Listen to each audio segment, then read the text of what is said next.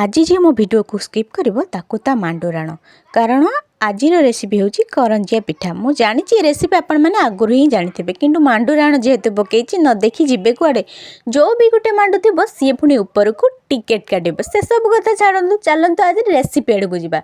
मु प्रथमे किछि नड़िया कूर को रखीदे नड़िया कूर मु सीरा प्रस्तुत करदे नड़िया पुर तापर मु किछि चूना नहीं खली धरी देइथिली से खली रु मोमो सेप दे नड़िया पुर दे मोर रेडी कर देइथिली ए करंजिया पिठा। सतरे ए पिठाटी देखा जिते सुंदर होता ना खाइबा को बहुत ही टेस्टी थिला। कहले क्या पिठा पसंद मु तो खांटी उड़िया घर झील मत पिठा जातिर समस्त पिठा बहुत ही पसंद।